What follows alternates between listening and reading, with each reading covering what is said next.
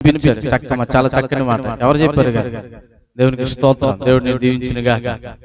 భక్తి అంటే మన బ్రతుకులో కనిపించాలి. ఇంకేమైనా ఉంటాయా? ఇంకేమైనా ఉంటాయా? మాట్లాడతలేదు. భక్తి అంటే ఏంటి? అసలు దేనిని భక్తి అంటాం? ఉదాహరణకి దేనిని భక్తి అంటాం చెప్పండి. నా మాటలు అర్థమవుతున్నాయి కదా మీ అందరికి? దేనిని భక్తి అంటాం? దేనిని భక్తి అంటాం? ఎక్కువ తగ్గించిన లైట్ తగ్గించు. దేనిని భక్తి అంటాం? మాట్లాడాలి. దేనిని భక్తి అంటాం మనం? మీ అంత నిశ్శబ్దంగా చూడొద్దు. నాకు భయం వేస్తుంది అంత నిశ్శబ్దంగా చూస్తుంటే. నేనేదో తప్పు మాట్లాడినేమనుకుంటాను నేను. అందుకు ఏదో ఒకటి చెప్పండి. దేనిని భక్తి అందాం? దేనిని భక్తి అందాం? చెప్పండి, గట్టిగా చెప్పండి. దేవుని ఆరాధించడం. దేవుని సభాష్. దేవుని ఆరాధించడాన్ని భక్తి అంటాం. దేవుణ్ణి ఆరాధించడాన్ని భక్తి అంటాం. మరి బైబిల్ చదవడాన్ని, ప్రార్థన చేయడాన్ని, విధేయత కలిగి ఉండడాన్ని ఏమంటాం? అది భక్తే. కానీ భక్తి జీవితంలో ప్రధానమైన పాత్ర ఏంటో తెలుసా? దేవుణ్ణి ఆరాధించడం, దేవుణ్ణి స్తుతించడం, దేవుణ్ణి మహిమపరచడం. ఇప్పుడు మనందరం చక్కగా ఆరాధన అంతా చేసుకున్నాం, చాలా మంచిది. మనందరం ఆరాధన చేసాం, వెరీ గుడ్. అది తప్పని నేను చెప్పట్లేదు. అయితే దేవుడు మనతో కొన్ని విషయాలు మాట్లాడాలనుకున్నప్పుడు మన హృదయాన్ని ఆయనకి అప్పగించడం చాలా ప్రాముఖ్యం. ఈ రోజు అలాంటి కార్యక్రమం చేద్దాం. ఆమేన్, ఆమేన్. దేవునికి స్తోత్రం. భక్తి జీవితంలో ప్రధానమైనది ఏంటంటే దేవుని ఆరాధించడము. దేవుని అయితే దేవుని ఎలాగ ఆరాధిస్తాం? నేను కొన్ని ప్రశ్నలు అడుగుతాను. ఆ ప్రశ్నలు అడిగిన తర్వాత నేను వాక్యంలోనికి వెళ్ళిపోతాను.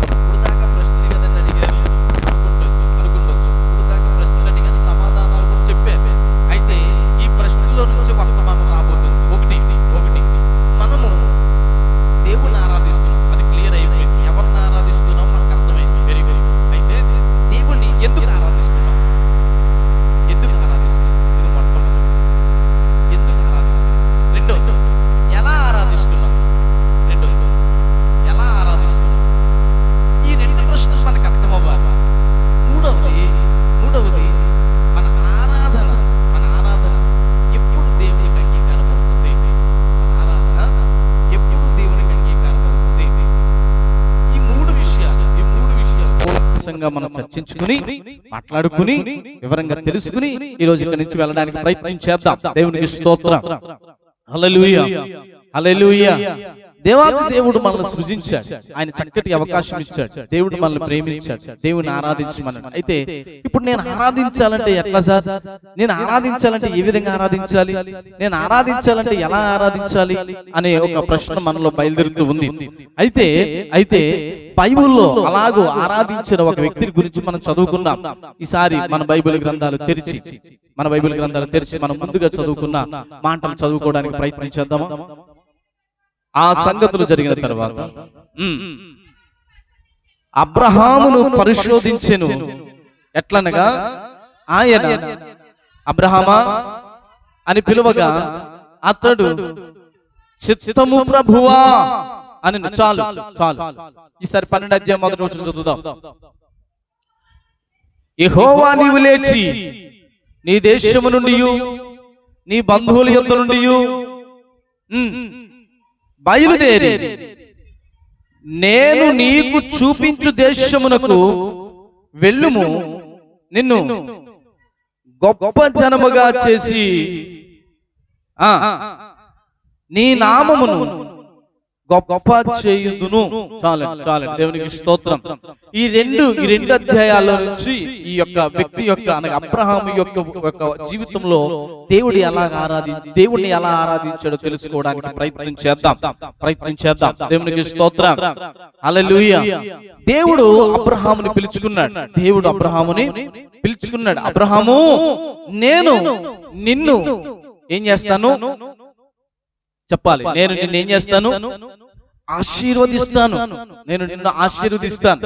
నేను నిన్ను పిలుచుకుంటున్నా, నేను నిన్ను ఏర్పాటు చేసుకుంటున్నా, నేను నిన్ను ఎల్లమన్న చోటకి వెళ్ళిపో. ఈ మాటలు మనకు తెలుసు, ఈ మాటలు మనకు తెలుసు. అయితే మరి అబ్రహాము దేవుణ్ణి ఎలా ఆరాధించాడండి? అబ్రహాము దేవుణ్ణి ఎలా చెప్పాడని అంటే ఈ మొదటి 12వ అధ్యాయం మొదటి వచనంలో చూస్తే దేవుడు చెప్పాడు, దేవుడు చెప్పాడు. 22వ అధ్యాయం మొదటి వచనం చూస్తే దేవుడు అడిగాడు, దేవుడు అడిగాడు. జాగ్రత్తగా వినండి, ఈ రెండు మాటలకు చాలా వ్యత్యాసం ఉంది. దేవుడు అబ్రహాముకి చెప్పాడు, నీ తండ్రి ఇంటి నుండి నీ తల్లి ఇంటి నుండి వెళ్ళు, నేను నిన్ను ఆశీర్వదిస్తానని. 22వ అధ్యాయంలో దేవుడు అడిగాడు నాకు ఫలానా కావాలి అని అడిగాడు. జాగ్రత్తగా విందాం, జాగ్రత్తగా విందాం. ఈ రెండు అధ్యాయాలకి మధ్యలో 10 అధ్యాయాలు ఉన్నాయి. అంటే దాదాపు 10 అధ్యాయాల వ్యత్యాసం ఉంది. 10 అధ్యాయాల వ్యత్యాసం ఉంది. ఈ 10 అధ్యాయాల వ్యత్యాసంలో ఎంత కాలం ఉంటది అనుకుంటున్నారు? ఎంత కాలం ఉంటది అనుకుంటున్నారు? దాదాపు 50 సంవత్సరాల కాల పరిమాణం ఉంది. 50 సంవత్సరాల కాల పరిమాణం ఉంది. అలాంటి కాల పరిమాణంలో జరిగిన తన యొక్క జీవితమును ఈ రోజు ముందు పెట్టడానికి ప్రయత్నం చేస్తాను. ఈ ఆదికాండం మనం చదువుతున్నప్పుడు మొదటి 3 అధ్యాయాలు సృష్టిని గురించి వివరిస్తాయి, మానవుని యొక్క పతనమును గురించి తెలుపుతాయి. ఆ 4వ అధ్యాయం నుంచి మానవుని యొక్క విస్తరణ అర్థమవుతుంది. 6వ అధ్యాయంలో మానవుని యొక్క తప్పిదములు కనబడతాయి. 7వ అధ్యాయంలో దేవుని యొక్క ఉగ్రతకు పాలైన ప్రపంచం ఉగ్రతను బట్టి ఎలాగ మునిగిపోయిందో మనకు కనబడుతుంది. అలాగూ మనకి నోవాహు ద్వారా ఎలాగ మరల వంశాలు ఏర్పడ్డాయో 8, 9, 10 అధ్యాయాల్లో కనబడతాయి. 11వ అధ్యాయంలో మనకి బాబేలు గోపురం అనే ఒక పెద్ద కట్టడ కనబడుతుంది. ఈ బాబేలు గోపురం తర్వాత ప్రజలు భాషలు మారిపోయాయి, విడిపోయారు, చాలా దూరం అయిపోయారు. అలాగూ తర్వాత 12వ అధ్యాయంలో మనకు కనబడే వ్యక్తి ఎవరయ్యారంటే అబ్రహాం. 12వ అధ్యాయంలో మనకు కనబడే వ్యక్తి ఎవరు? అబ్రహాం. ఈ అబ్రహాము చాలా ప్రాముఖ్యమైన వాడు. ఎందుకు ఈ మాట చెప్తున్నానంటే అబ్రహాముకున్న బిరుదు ఏంటి? విశ్వాసులకు తండ్రి అని చక్కటి బిరుదు ఇచ్చాడు ఆయన. ఎంత నమ్మకాన్ని చూపించుంటే దేవుడు ఎంత అద్భుతమైన అవకాశం ఇచ్చుంటాడు, ఎంత అద్భుతమైన పేరు ఇచ్చుంటాడు కదండి. ఎవరికైనా ఒక బిరుదు ఇస్తున్నామంటే ఊరికినే ఎవరు అందులో వారు చాలా చక్కటి ప్రావీణ్యత కలిగి ఉంటేనే ఆ బిరుదుని వారికి ఇవ్వడానికి అర్హత పొందుతారు. దేవునికి స్తోత్రం.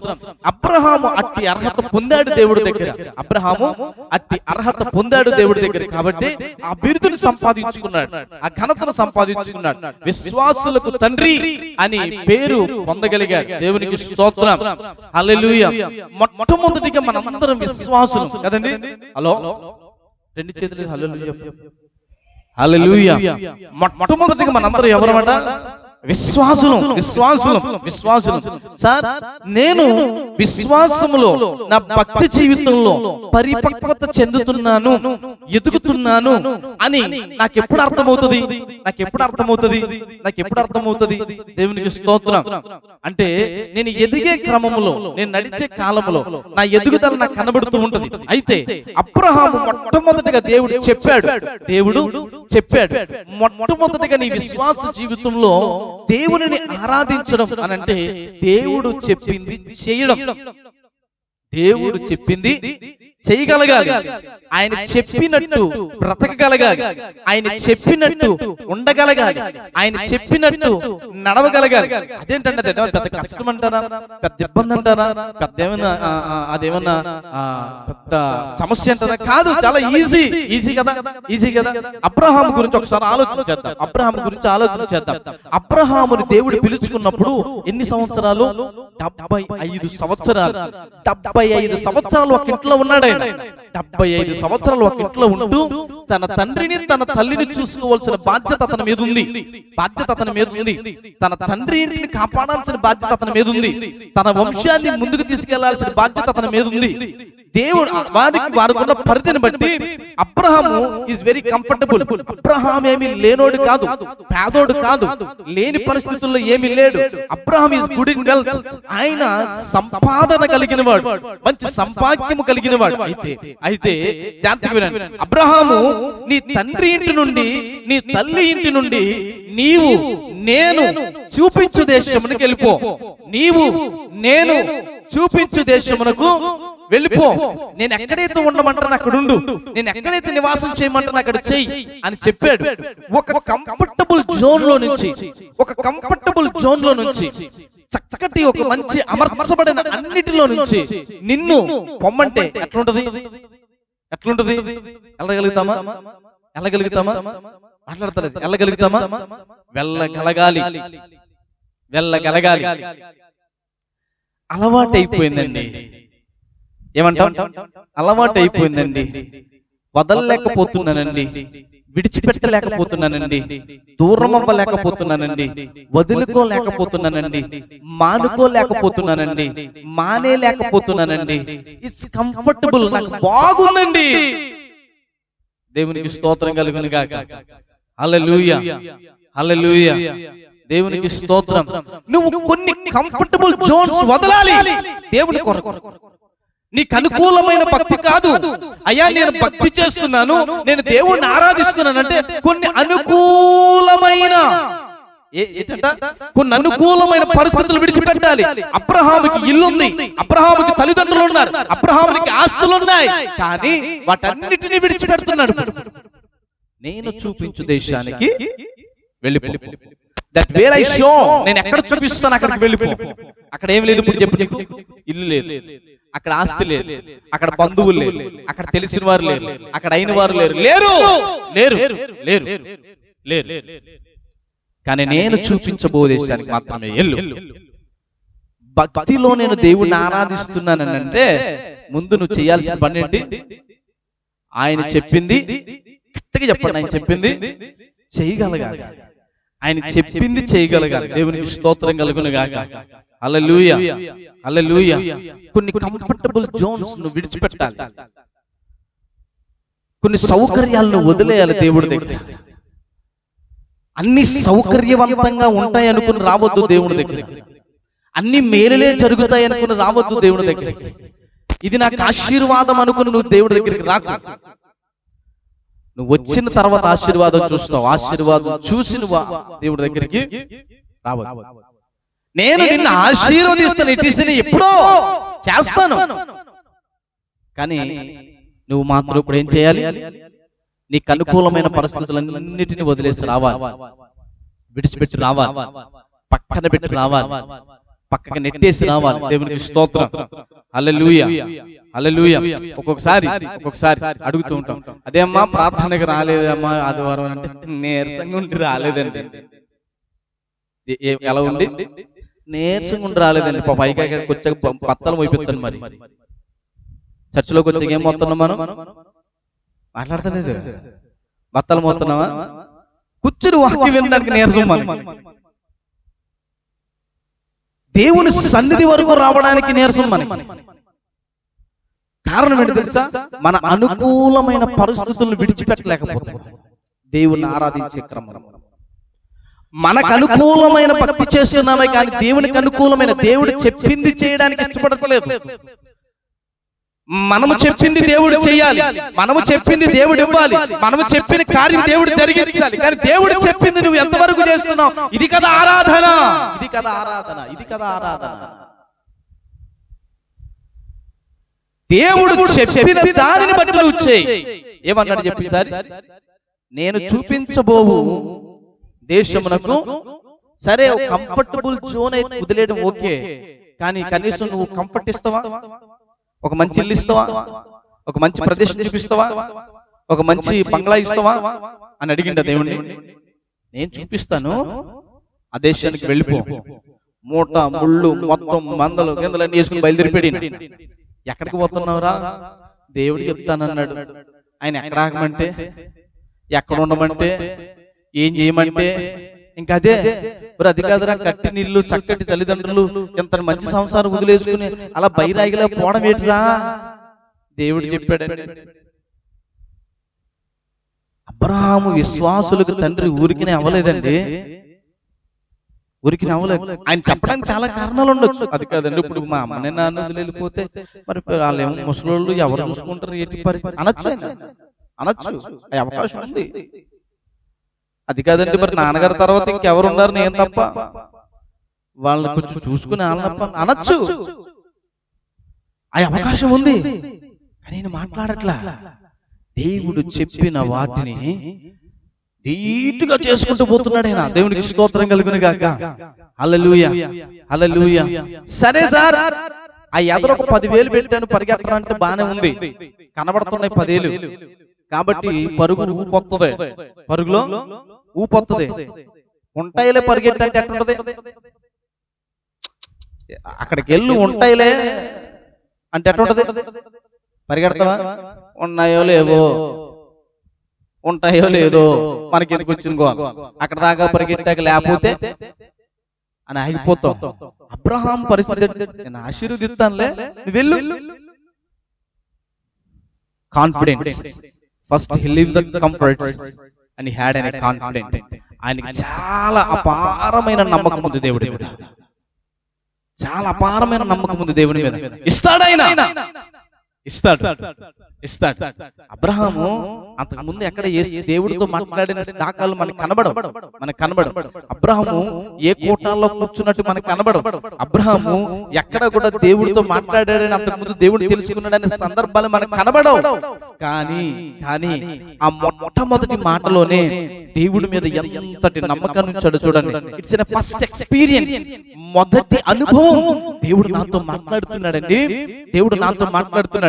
నాకు ఒక కాన్ఫిడెంట్ ఉంది, నాకు నమ్మకం ఉంది, నాకు ఒక నిశ్చత ఉంది అని ప్రయాణమైపోయాడు. కొన్ని వందల సంవత్సరాల నుంచి దేవుడు మాట్లాడుతూనే ఉన్నాడు, పదుల సంఖ్యలో దేవుడు మాట్లాడుతూనే ఉన్నాడు. 20, 30, 40, 50 సంవత్సరాల నుంచి దేవుడు మాట్లాడుతూనే ఉన్నాడు. ఈరోజు నేను అడుగుతున్నాను, నీకు దేవుడు వాక్యం మీద కాన్ఫిడెన్స్ ఉందా? ఆయన వాగ్దానం మీద కాన్ఫిడెన్స్ ఉందా? ఆయన మాట మీద కాన్ఫిడెన్స్ ఉందా? ఆయన చెప్పిన వాగ్దానం నెరవేరుతుందని కాన్ఫిడెన్స్ ఉందా? నిశ్చిత ఉందా? నమ్మకం ఉందా? లేదు. ఇంకా మనము ఆయన మాట మీద ఆధారపడలేని పరిస్థితుల్లో ఉన్నాం. కానీ మనం ఏం చెప్తాం తెలుసా? మేము భక్తులం. నీ భక్తి జీవితంలో ప్రధానమైనది, చాలా ప్రధానమైనది దేవుడి మాట మీద ఆధారపడటం రాకపోతే, దేవుడి మాట మీద ఆధారపడటం రాకపోతే చెప్పండి, ఇంక నువ్వు ఎవరి మాట మీద నమ్మి నువ్వు విశ్వసించి ముందుకు వెళతావు? అబ్రహాము ఎవరి మాట నమ్మాడట? మాట్లాడాలి. ఎవరి మాట నమ్మాడు? దేవుడి మాట నమ్మాడు. అబ్రహాము దేవుడి మాట నమ్మాడు, అది అతనికి నీతిగా ఎంచబడింది. ఆ మాటే అతనిలో ఉన్న గొప్ప పరిపక్వతను తీసుకుని వచ్చింది, నీతిగా మార్చింది, తన జీవితాన్ని నీతిగా మార్చింది, బ్రతుకుని నీతిగా మార్చింది. వెళ్ళిపోతున్నాడు. ఎక్కడికి వెళ్ళిపోతున్నావు? దేవుడు నన్ను ఆశీర్వదిస్తానన్నాడు, దేవుడు నా సంతానాన్ని ఇస్కరేణువులు చేస్తున్నాడు, దేవుడు నాకు ఆకాశ నక్షత్రాల వల్లే. ఇప్పుడు నీకు 100 సంవత్సరాలు నీకు 100 years వచ్చి 25 సంవత్సరాలు అవుతుంది, ఇంకా వాగ్దానం నెరవేరలేదు. అపనమ్మకం అబ్రహాముకి లేదు. శారాకు వచ్చింది. దేవునికి స్తోత్రం కలుగును గాక. హల్లెలూయా, హల్లెలూయా. ఈ ఆడలు అన్నిటికీ తొందర ఎక్కువే. దేవునికి స్తోత్రం కదండి, అన్నిటికీ తొందర ఎక్కువే. పండు తినద్దు అంటే ఎందుకు తినద్దు? వెళ్ళి కుదురుకుంటే అయిపోయి పాపం. దేవునికి స్తోత్రం కలుగు. ఎందుకు తినద్దు? వద్దన్న పని చేస్తుంటాం ఎక్కువ. ఇవాళ బయటకి ఎక్కడికి వెళ్ళక ఎందుకు వెళ్ళద్దు? దేవునికి స్తోత్రం, హల్లెలూయా. అతను నాడి మీద బట్టలు కట్టుకుంటే నేను ఎందుకు కట్టుకోవద్దు? కథ నాడిగా మాట్లాడంటే ఎలా మాట్లాడితే నీకేం వచ్చింది? కథ నాడి మీద కూర అంటే ఈ తప్ప నీ మంచి కూరలు నేను వండుతలేదు, ఎక్కడ తింటున్నా వేటి? అన్ని తింగర కుశలే. దేవునికి స్తోత్రం కలుగును గాక. హల్లెలూయా, హల్లెలూయా. జాగ్రత్త విందాం. అబ్రహాము విశ్వాసం ఎక్కడ పడిపోలేదు. శారా తడబడింది. అయ్యా నాకు బిడ్డలు పుట్టరేమో, ఇదిగో నా దాసిని తీసుకుని వెళ్ళిపో. అబ్రహాము విశ్వాసం పడిపోలేదు. జాగ్రత్తగా విందాం. అబ్రహాము దేవుని వాక్యం మీద చాలా నిశ్చత కలిగి ఉన్నాడు. అబ్రహాము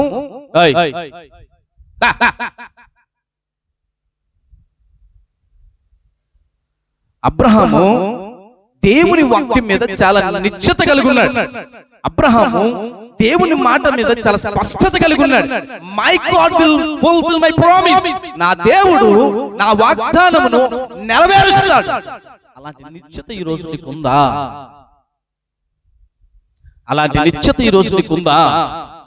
అలాంటి నమ్మకం ఈ రోజు దేవుడి మీద నీకుందా? అలాంటి విశ్వాసం ఈ రోజు నీకు నీ హృదయంలో ఏర్పడిందా? నేను అంటున్నాను అబ్రహాము ఆయన వెలుగును మాత్రమే చూసి బయలుదేరలేదు, అంధకారములో తన ప్రయాణాన్ని చూసి బయలుదేరాడు. హల్లెలూయా, హల్లెలూయా, దేవునికి స్తోత్రం. హల్లెలూయా, హల్లెలూయా. దేవుడు మనల్ని ప్రేమించాడు, ఆయన నమ్మి ఒక వాగ్దానం ఇచ్చాడు, అది జరగలేదు, ఇంకా అవ్వట్లేదు. నీ యొక్క నమ్మకం పడిపోకూడదు. ఏమవ్వకూడదు? నమ్మకం పడిపోకూడదు. ఎప్పటికప్పుడు మరింతగా అభివృద్ధి చెందుతూనే ఉండాలి. దేవునికి స్తోత్రం. అది మరింతగా ఎదుగుతూనే ఉండాలి, అది మరింతగా ఫలిస్తూనే ఉండాలి, నీ విశ్వాసం బలపడుతూనే ఉండాలి. అది విశ్వాసులు దేవుని ఆరాధించే విధానం. దేవునికి స్తోత్రం కలుగును గాక. నీకేమిస్తానని చెప్పాడు దేవుడు? చదవండి.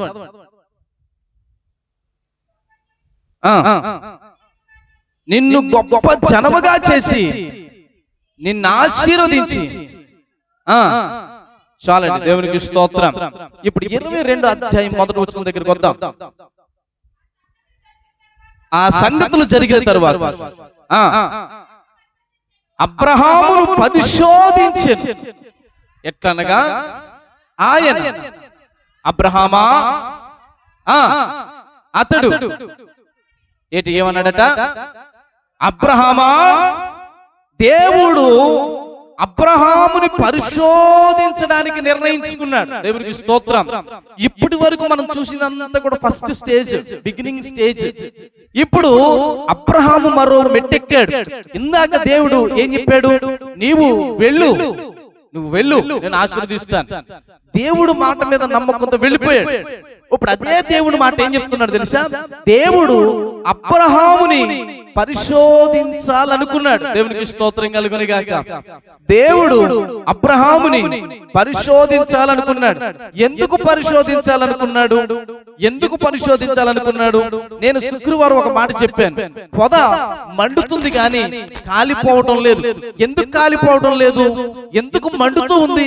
ఎందుకు కాలిపోవడం లేదనంటే, అది కాలిపోవడం అన్నది నాశనం అవ్వడానికి, మండిపోతున్నది అన్నది ప్రకాశించడానికి దేవుడు పరిశోధిస్తున్నాడనంటే నిన్ను మరింత మేలి రకంగా మారుస్తున్నాడు, మరింత శ్రేష్టముగా మారుస్తున్నాడు, మరింత గొప్పగా మారుస్తున్నాడు, మరింత ఉన్నతమైన వానిగా మారుస్తున్నాడు. దేవునికి స్తోత్రం. హల్లెలూయా. కొందరు కొన్ని ప్రశ్నలు నన్ను అడిగినప్పుడు why you are doing in a ministry, నీవు నీ పరిచర్యను ఎందుకు చేస్తున్నావు? That what God has given to you. దేవుడు నీకేమి ఇచ్చాడు? దేవుడు నిన్ను ఏం ఆశీర్వదించాడు? దేవుడు నిన్ను ఏ ఫలభరితంగా మార్చాడు? నీకు ఇష్టమైనవన్నిటిని దూరం చేసి దేవుడు నిన్ను బాధ పెట్టాడు, నిన్ను పాడు చేశాడు, నిన్ను లోపలికి నెట్టేశాడు. అయినా సరే నువ్వు దేవుడిని ఎందుకు ఆరాధిస్తున్నావు? అప్పుడు నా సహోదరులకి ఇలా చెప్పాను, my God makes me to have a flame not to burn.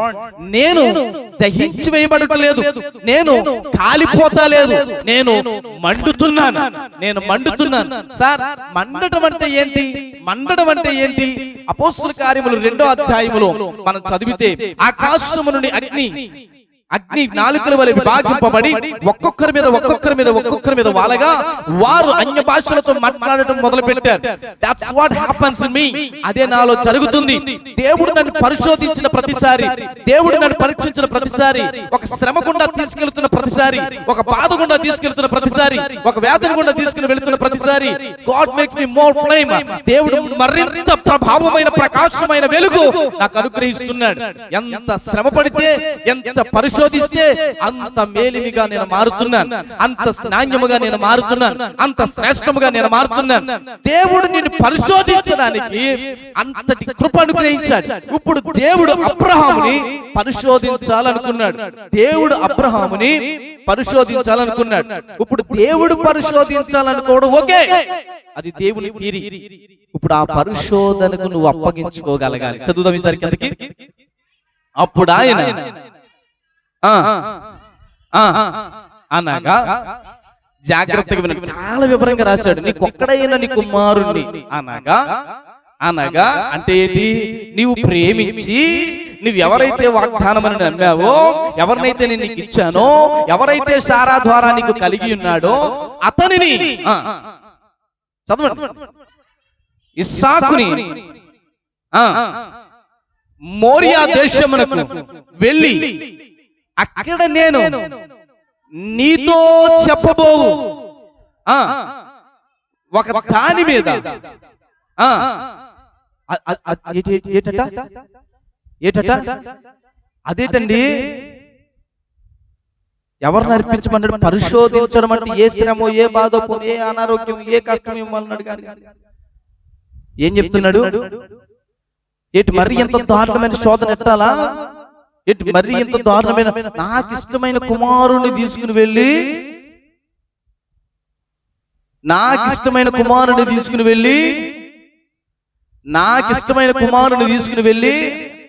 దేవునికి స్తోత్రం. మీకు ఇష్టమైన కూర ఇంట్లో మిగల్చకుండా తినేది ఎట్లా మీ పని? హలో, మీకు ఇష్టమైన కూర చాలా ఇష్టం, మీరు పప్పు టమాటా చాలా ఇష్టం అనుకోండి, ఎవరికి ఇష్టం ఉండదు అనుకోండి, చాలా ఇష్టం అనుకోండి, అది మిగల్చకుండా ఊడ్చేసి తినేసరికి వచ్చేసరికి ఎట్లుంటది అవ్వరు? ఎట్లుంటది అంటారు? దాకలో గిన్నెలు మొత్తం బయట పోతాయి. దేవుని స్తోత్రం. హల్లెలూయా. చాలా గొప్ప వచ్చేది మనకి.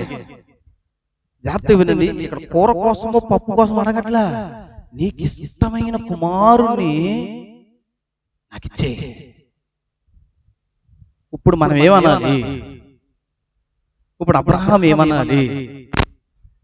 దేవుడు పరిశోధించడం అనుకోవడం ఓకే, అప్లికబుల్, అది ఆయన థియరీ, ఆయన నిర్ణయం, మనం అడ్డు చెప్పడానికి లేదు. మరి ఇప్పుడు అబ్రహాం సైన్యం చాలా చూద్దాం. అబ్రహాం ఏం చెప్పాలి? హలో, భక్తి అంటే ఏంటి? దేవుణ్ణి ఎందుకు ఆరాధించాలి? మనం ఆరాధన చేసేది ఎట్లుంటో తెలుసా? దేవుడు అబ్రహామును ఆశీర్వదించగా మనం ఆశీర్వదిస్తాడు కాబట్టి ఆరాధన చేస్తాం. దేవుడు అబ్రహామును దీవించినట్లుగా మనల్ని దీవించాడు కాబట్టి ప్రార్థన చేస్తాం, ఆరాధన చేస్తాం. దేవుడు అబ్రహామును విస్తరించినట్లుగా మనల్ని విస్తరించాడు కాబట్టి ఆరాధన చేస్తాం. ఇప్పుడు అబ్రహాము ఆరాధన చేస్తున్నాడు. జాగ్రత్తగా విను, జాగ్రత్తగా విను, జాగ్రత్తగా విను. దేవుడు అబ్రహాముతో చాలా స్పష్టంగా చెప్తున్నాడు, నీ కుమారుని నాకు తీసుకొచ్చి నాయన అదేంటి పుట్టాడు, ఆడేదో వాగ్దానం అనాలి కదా, ఆయన అనాలా లేదా? మాట్లాడతలేదు మీరు ఎవరు? దేవునికి స్తోత్రం. అనాలా లేదా? అది కాదండి, ఇది లేక పుట్టాడండి, ఇప్పుడు ఈ నీకు అప్పు చెప్పేదట అనాలి, అనాలి, అనట్లే సార్. దేవుడు పరిశోధించుకోవడం ఓకే, కానీ ఆ పరిశోధనకి నిన్ను నువ్వు అప్పగించుకోగలగాలి. ఇది ఆరాధన. ఆ శోధనకు నిన్ను నువ్వు అప్పగించుకోగలగాలి. ఇది ఆరాధన.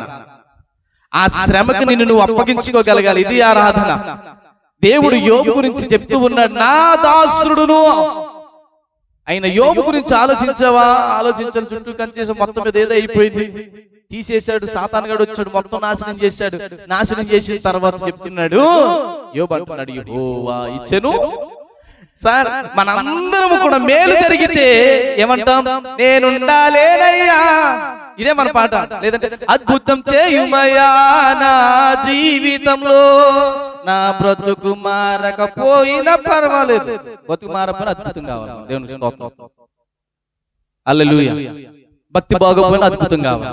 హలో, భక్తిని దేవుని ఆరాధించడం అని అంటే అప్పగించుకోవాలి. In case if it is a trouble and tribulation, అది శ్రమ శోధనైనా ప్రభువుకు అప్పగించుకోవాలి. పరిశోధిస్తున్నాడైనా, పరీక్షిస్తున్నాడైనా. ఆరోగ్యం ఇస్తే ఎవడైనా చప్పట్లు కొడతాడు, ఆరోగ్యం బాగోలేనప్పుడు కూడా చప్పట్లు కొట్టాడు దేవుడు. మేలు జరిగితే ఎవడైనా దేవుడికి స్తోత్రం అంటాడు, మేలు లేనప్పుడు కూడా దేవుడికి స్తోత్రం అనాలి. అద్భుతాలు చేస్తే ఎవడైనా దేవుడికి అర్పించేస్తాడు. ఏమన్నా ఏమీ చేయలేనప్పుడు కూడా దేవుడికి అప్పగించుకోగలగాలి. ఏం చేస్తున్నాడు తెలుసా? ఒక్కగానో కొడుకు, అదేంటైనా బతిమాలుతున్నాడా? ఎస్ మై లార్డ్ అన్నాడు. అంతే. ఏమన్నాడు? Yes my lord. నువ్వు నేనైతే ఏం చేస్తావు? నువ్వు నేనైతే ఏం చేస్తావు? మాట్లాడతలేదు. నువ్వు నేనైతే ఏం చేస్తావు? ఒకప్పుడు నేను ఒక చిన్న ప్రకటన చేశాను. ఒకప్పుడు మన ఈ మధ్యకాలంలో 2 నెలల క్రితం ఒక చిన్న ప్రకటన చేశాను. ఏమని?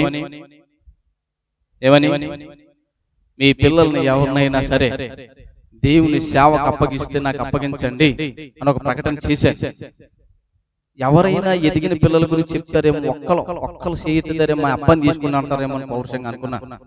ఇప్పుడు ఆ నిత్యతే బోల్డ్ చదివిస్తున్నాను, కట్నం డబ్బులు పోతే ఏటి వచ్చిన బాధ నాయన. దేవునికి స్తోత్రం, హల్లెలూయా. ఇప్పుడు ఆడు ఉద్యోగం చేసి మనకి ఏదో సంపాదించకపోతేట అనుకుని మనం అలా పక్కన పెట్టాం. దేవునికి స్తోత్రం కలుగునుగా. సార్ నిన్ను అప్పగించమంటేనే అంత ఆలోచించాం కదా. అబ్రహాముతో ఏమంటున్నాడు తెలుసా? బలిపీఠం మీద పెట్టి దహన బలిగా. ఇప్పుడు నువ్వు చెప్పు, మనం చేసే ఆరాధన ఎంతవరకు సబబు? శోధనకి అప్పగించుకోవాలి. దేవుడు పరిశోధిస్తున్నాడా?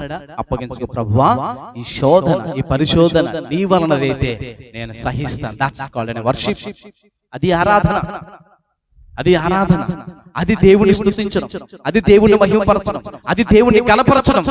అద్భుతాలు చేయమయ్యా అని అడగడం మాత్రమే కాదు, అద్భుతాలు చేసిన వాడు పరిశోధించినప్పుడు ఆ పరిశోధనను తట్టుకోవాలి, నిలబడాలి, సహించాలి, ఓర్చుకోవాలి, ముందుకు వెళ్ళగలగాలి.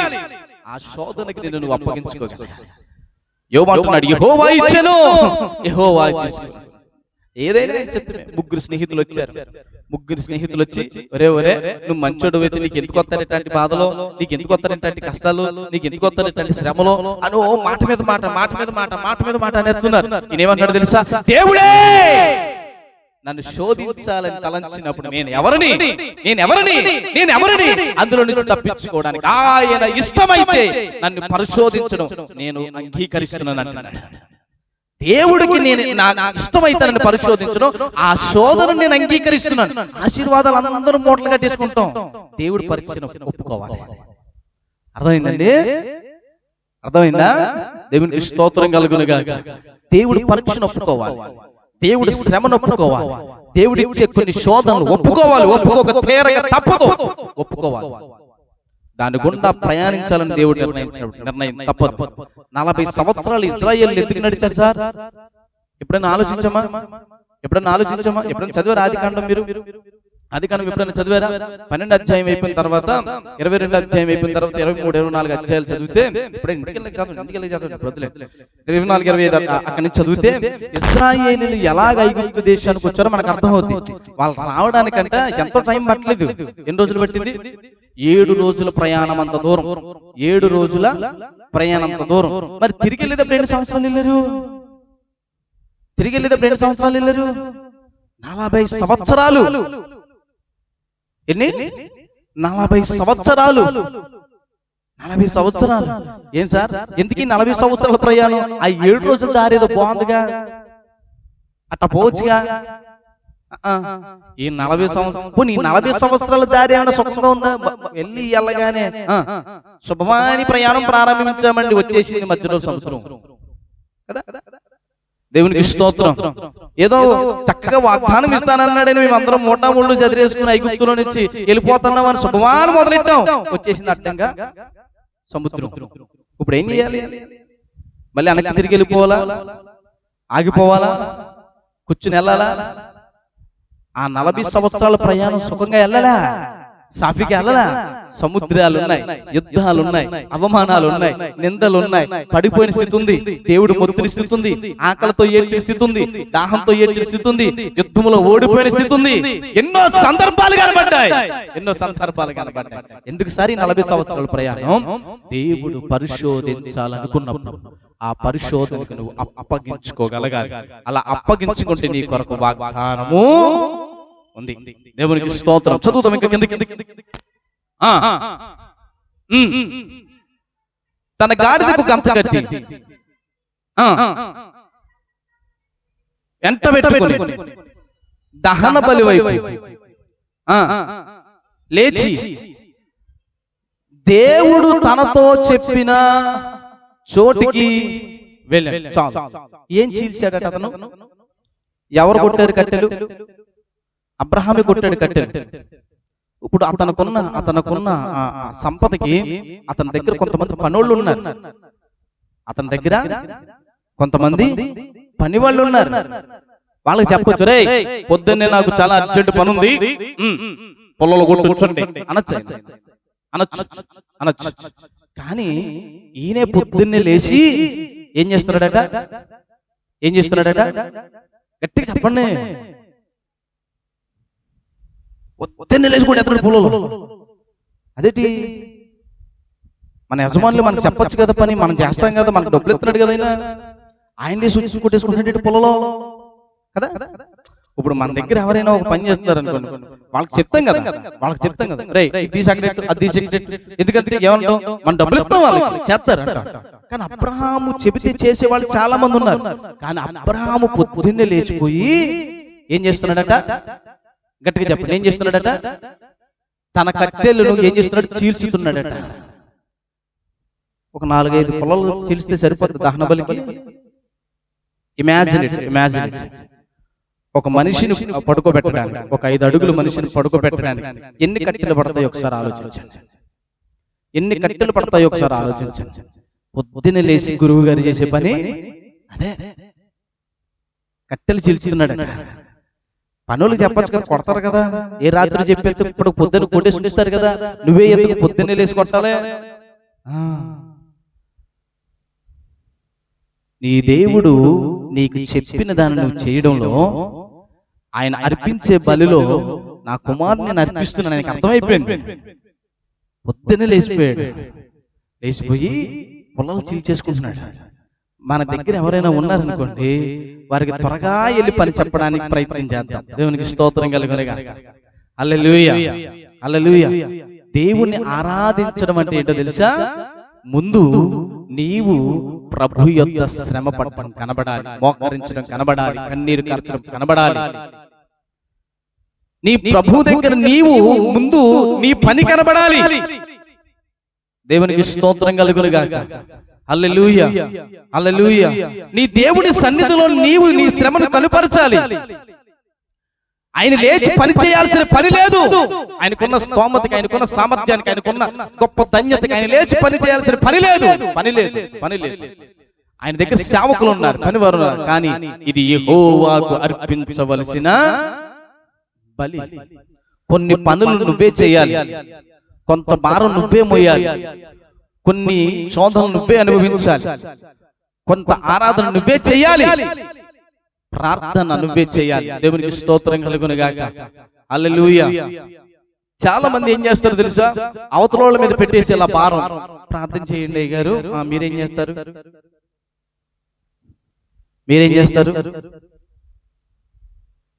ఇలా వాళ్ళ మీద పెట్టేసి నేను ప్రార్థన చేయండి అయ్యగారు చెప్పడం తప్పని చెప్పట్లేదు. చెప్పాలి. నీ ప్రార్థన సహకారం కోరుకోవాలి, నువ్వు చెప్పుకోగలగాలి, అది మంచిది. కానీ నీ బాధ్యత ఎంతవరకు నిర్వర్తిస్తున్నావు? సేవకుడు ప్రార్థన చేస్తున్నాడు, మంచిదే. సేవకుడు అంగలారుస్తున్నాడు, మంచిదే. ఆ అంగలార్పుకు నీ అంగలార్పు తోడవుతుందా? ఆ మోకాళ్ళకి నీ మోకాళ్ళు తోడవుతున్నాయా? ఆ ప్రార్థనకి నీ ప్రార్థన తోడవుతుందా? ఆ విజ్ఞాపనకి నీ విజ్ఞాపన తోడవుతుందా? లేదండి, మేము ప్రార్థించమని ఒకళ్ళ మీద పెట్టాం, వాళ్ళు ప్రార్థన చేస్తున్నారు, ఎదురు చూస్తున్నాం దేవుడి కార్యం కోసం. ఏటట? దేవునికి స్తోత్రం కలుగునుగాక. హల్లెలూయా, హల్లెలూయా. అన్నం వండుకుంటే ఆకలి తీరుతుందా? తింటే ఆకలి తీరుతుందా? ఎటుగా చెప్పాలి? నిజమే. ఎవరు తింటే ఆకలి తీరుతుంది? హలో, ఎవరు తింటే ఆకలి తీరుతుంది? ఎవరికి ఆకలిస్తే వాళ్ళు తింటేనే.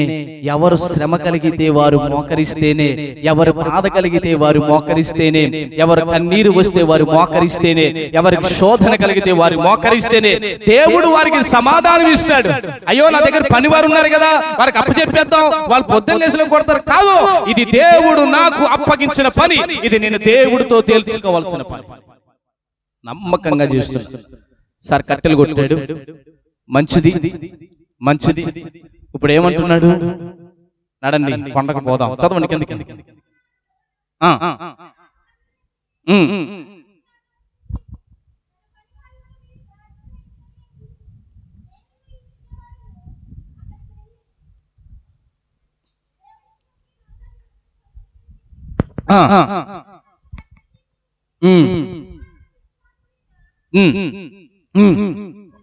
చాలండి. దేవునికి స్తోత్రం. హల్లెలూయా, హల్లెలూయా. హల్లెలూయా. ఈ రోజు మనం ఇక్కడ కూర్చుని ఉన్నాం కదా, దేవుడు మహాకృపను బట్టి మనకు మందిరాన్ని ఇచ్చి ఎన్ని సంవత్సరాలు అయిందని చెప్పాను అమ్మా? 18 సంవత్సరాలు పూర్తి చేసుకుని 19వ సంవత్సరంలోకి, అంతేనా? 17 పూర్తి చేసుకుని, ఏదో ఒకటి చెప్పండి నాకు. దేవుడు మిమ్మల్ని దీవించును గాక. మా అమ్మలు ఇప్పుడు లెక్క వేసేసరికి చాలా టైం పట్టేసేలా ఉంది. దేవునికి స్తోత్రం, హల్లెలూయా.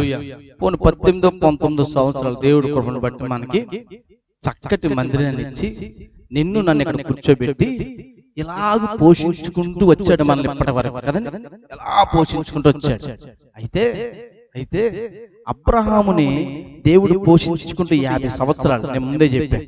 12వ అధ్యాయం నుంచి 22వ అధ్యాయం వరకు ఎన్ని సంవత్సరాలు ఉన్నాయి? 50 సంవత్సరాలు కాల పరిమాణం ఉంది. ఈ 50 సంవత్సరాల్లో అబ్రహాము ఎంత ఎదిగాడో తెలుసా? దేవుడే అడిగేంతగా. దేవుడికి స్తోత్రం కలుగును గాక. హల్లెలూయా. ఈ రోజు దేవుడు నిన్నేం అడుగుతున్నాడో ఒక్కసారి ఆలోచన చేద్దాం. దేవుడు నిన్నేమడుగు, ఎప్పుడు మన అడగడమే కానీ దేవుడు మనల్ని ఆయనకి ఏమిస్తామండి? మనం ఆయనకి ఇచ్చి కూడా ఉన్నాయండి. దేవునికి స్తోత్రం, హల్లెలూయా. ఆయనకి ఇచ్చి కూడా, ఆయనకి మనం ఇచ్చేవి కూడా ఉన్నాయండి. అదేంటంటే దేవుడికి మనం ఏమిస్తామండి? మనం కూడా ఇవ్వాలండి. ఆయన దేవుడు అడుగుతున్నాడట, నీ కుమారుణ్ణి నాకు అర్పణగా తీసుకుని ఇచ్చేయి. దేవునికి స్తోత్రం, హల్లెలూయా, హల్లెలూయా. ఎంతమంది ఆ దహన బలి మీద మీకు ఇష్టమైన వాటిని పెట్టి దేవుని ఆరాధన చేస్తున్నారు? చెప్పండి.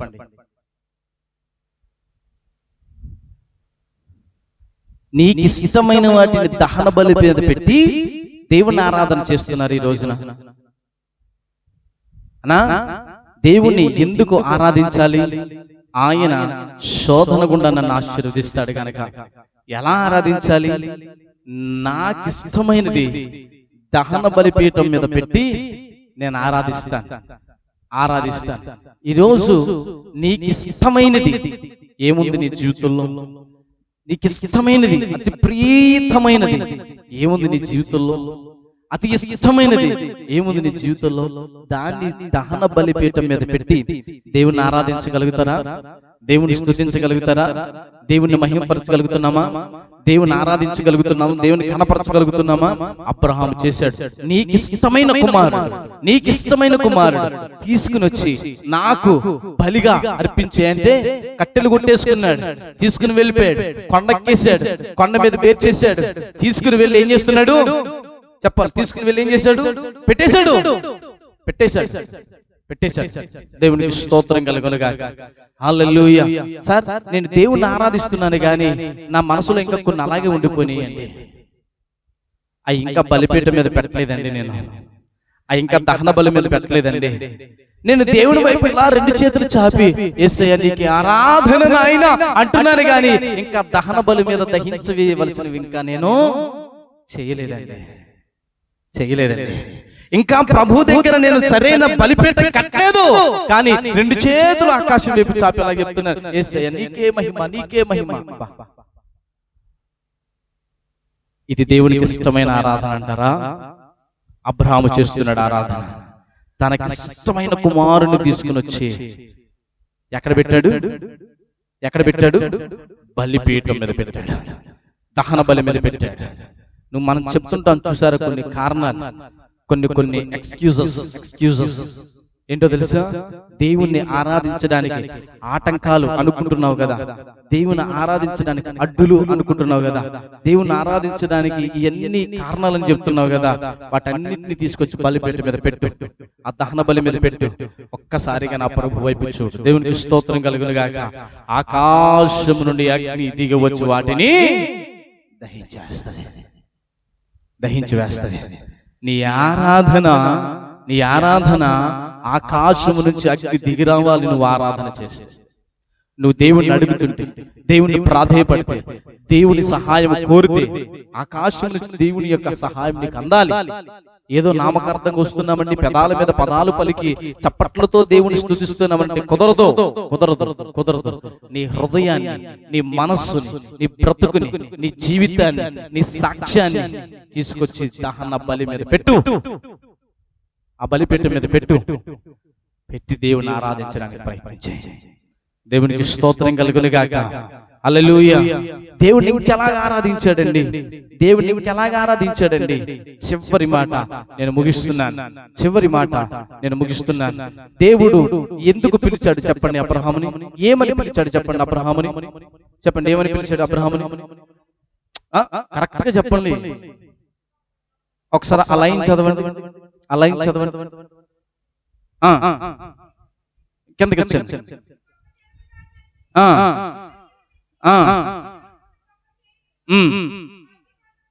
దాని ముందు వచ్చినాలు నీ సంతానమును, అక్కడి నుంచి నీ సంతానమును ఆశీర్వదించి ఆకాశపు నక్షత్రాల వలె,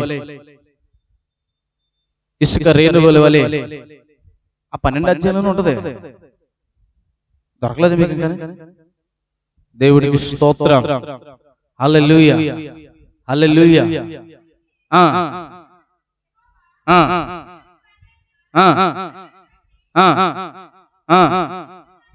కాదు కాదు తల్లి, ముందులోనే 12 అధ్యాయం మొదటి వచనం నుంచి చదవండి. 12 అధ్యాయం, 12 అధ్యాయం. మరియు నీ సంతానమును ఎట్లనగా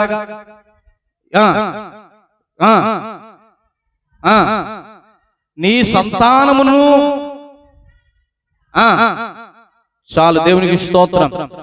దేవుడు ఆశీర్వదిస్తానని చెప్పాడు దేవుడికి, క్షమించండి అబ్రహాముకి. ఏమని? నేను మిమ్మల్ని ఆశీర్వదిస్తాను. దేని నిమిత్తం ఆశీర్వదిస్తాను? ఏ ఆశీర్వాదం కావాలి నాకు? ఇలా నా ముఖం చూడండి ఒకసారి. దేవునికి స్తోత్రం. ఎత్తుకుంటున్నారు చాలా సీరియస్ గా. హల్లెలూయా, హల్లెలూయా. ఏం ఆశీర్వాదం ఇస్తాను? అతనికి ధనము లేదా, ఇల్లు లేదా, ఆస్తి లేదా, వ్యాపారం లేదా, అన్ని ఉన్నాయి. మరి ఇంకే ఆశీర్వాదం కావాలి అతనికి?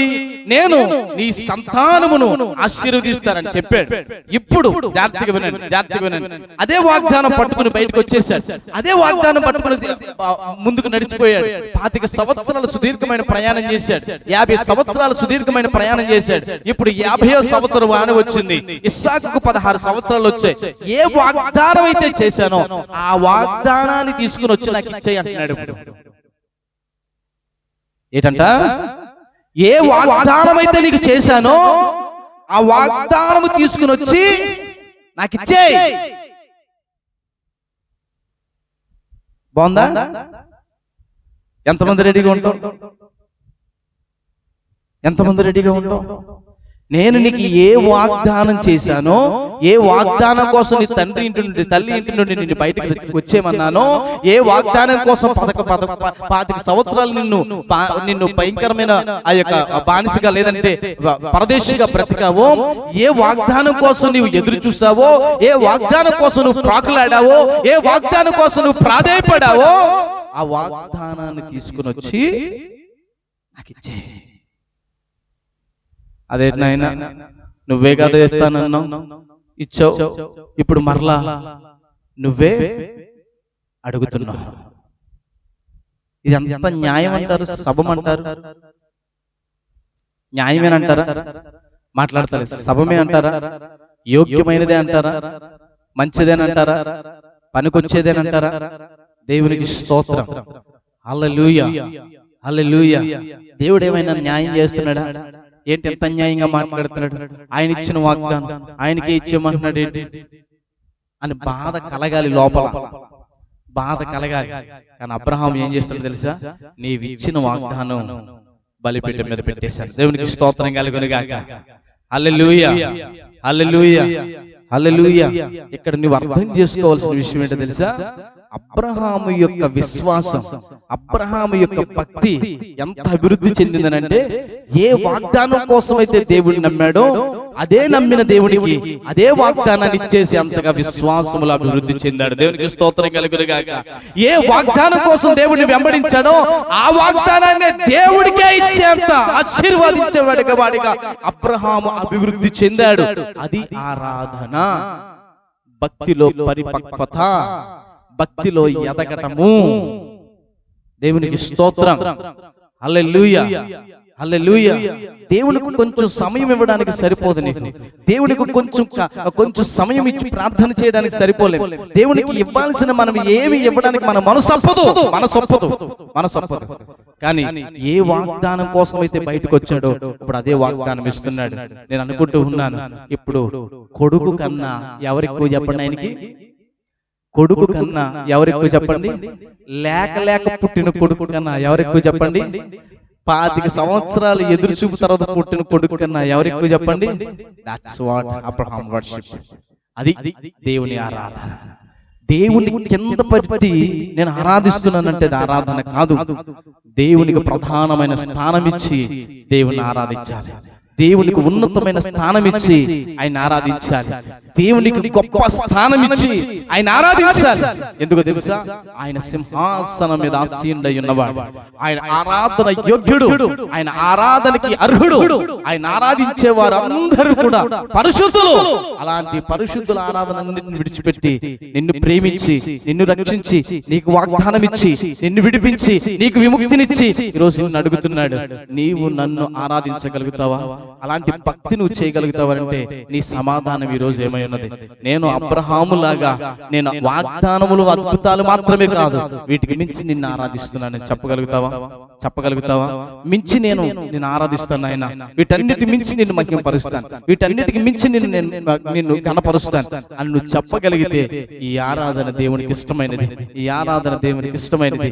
నిన్ను నువ్వు కొంతమంది వారిగా గొప్ప చేసుకుంటారు, వారిగా గొప్ప చేసుకుంటారు. దేవుడు అంటున్నాడు, నిన్ను నువ్వు దేవుని దగ్గర గొప్ప చేసుకోకు, నిన్ను నువ్వు దేవుని దగ్గర ఉన్నతముగా హెచ్చించుకోకు, తగ్గించుకో. తనను తాను తగ్గించుకున్నవాడు హెచ్చించబడును, తనని తాను హెచ్చించుకున్నవాడు తగ్గించబడును. దేవుని మాట విని తన కొడుకుని బలిపీఠం మీద పెట్టేశాడు, కత్తి పైకెత్తాడు, దేవునికి ప్రధానమైన స్థానం ఇచ్చాడు. దేవునికి ప్రధానమైన స్థానం ఇచ్చి కత్తి ఎత్తి నరకబోతుండగా ఆకాశం నుంచి స్వరం వినబడింది, అబ్రహాము ఆగు, నీ వాగ్దానాన్ని నేను వెనక్కి తీసుకోను. దేవునికి స్తోత్రం కలుగును గాక. హల్లెలూయా. నీ వాగ్దానాన్ని నేను వెనక్కి తీసుకోను. పరిశోధించాను నిన్ను ఎంత అభివృద్ధి చెందావో అని, పరిశోధించాను నిన్ను ఎంత ఆశీర్వదించబడ్డావో అని, పరిశోధించాను నిన్ను ఎంత ఎదిగావో నిన్ను అని. నేను పిలిచినప్పుడు ఎలాంటి విశ్వాసంతో ఉన్నావో, నేను ఇప్పుడు అడుగుతున్నప్పుడు అంతకు మించి విశ్వాసిగా కనబడుతున్నావు, అంతకు మించి భక్తిపరుడిగా కనబడుతున్నావు, అంతకు మించి ఒక గొప్ప సమర్పణ కలిగిన వాడిగా కనబడుతున్నావు. వాగ్దానాన్ని అర్పణగా ఇచ్చేంత గొప్ప భక్తి నీకుంది. కాబట్టి నీవు నీ కుమారుని చంపాల్సిన పని లేదు. ఇదిగో దహన బలి కొరకు గొర్రె ఆల్రెడీ సిద్ధపరిచాను.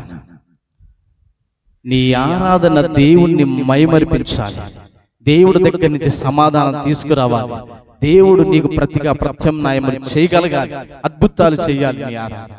అలాంటి ఆరాధన మనం ప్రభువుని మనసులో నిలబెట్టుకుని చేయగలిగితే అది దేవునికి ఇష్టమైన ఆరాధన. అందరూ మోకరిద్దామా, ప్రార్థన చేద్దాం. అందరూ మోకరిద్దామా, ప్రార్థన చేద్దాం. అందరూ మోకరిద్దామా, ప్రార్థన చేద్దాం. అందరూ మోకరిద్దామా, ప్రార్థన చేద్దాం. మహాపరిశుద్ధుడు, ప్రేమ కలిగిన తండ్రి, దయగలిగిన దేవా, కృప కలిగిన రాజా, నీకు వందనాలు. కొద్ది నిమిషాలు నీ మాటలు వినడానికి నీ సహాయం మాకు దయచేసావు అయ్యా. నీ సన్నిధానములో తండ్రి ప్రభువా, నీ కృప చేత, నీ ఆత్మ చేత, నీ ప్రేమ చేత మమ్మల్ని తండ్రి ప్రభు బలపరిచినందుకు నీకు వందనాలు. ఎంతవరకు తండ్రి ప్రభు నీవు మమ్మల్ని ఆశీర్వదించావు, నడిపించావు. నీవే నీ సహాయం మాకు దయచేసినందుకు వందనాలు తెలియజేస్తున్నాము నాయన. విన్న వాక్యాన్ని మా హృదయాల్లో బదిలిపరచండి. విన్న వాటిని బట్టి తండ్రి ప్రభు అనుగుణంగా జీవించడానికి సహాయం దయచేయమని, నీ కృప, నీ క్షేమం, నీ సన్నిధి మాకు అనుగ్రహించమని యేసు పరిశుద్ధ నామములో అడుగు.